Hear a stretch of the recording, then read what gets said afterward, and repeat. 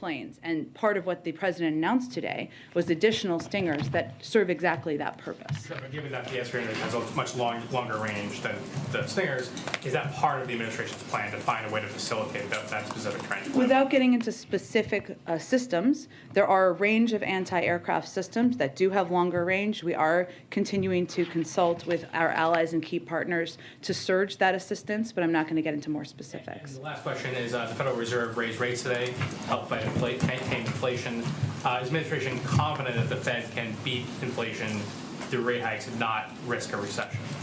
Well, I would note that Chairman Powell spoke to exactly that question today. So I would point you to his specific comments answering that question, where he did express confidence in the ability to take the steps he announced and avoid that. I would note that while we respect the independence of the Federal Reserve, as you, of course, as we have said many times, the president has also said in the past that he recognizes not only their independence, but that it is appropriate and necessary for the Federal Reserve to recalibrate their support to maintain stable prices. And obviously they made an announcement today.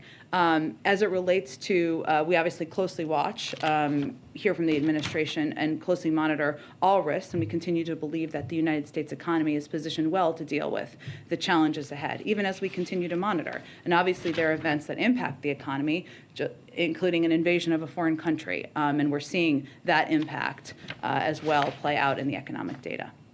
Go ahead.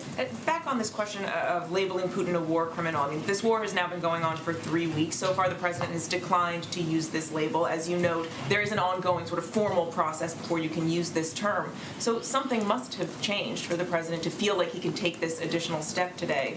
What? What else is he seeing? The president was answering a direct question that was asked and responding to what he has seen on television. We have all seen barbaric acts, horrific acts by a foreign dictator in a country that is threatening and taking the lives of civilians, impacting hospitals, women who are pregnant, journalists, others, and I think he was answering a direct question.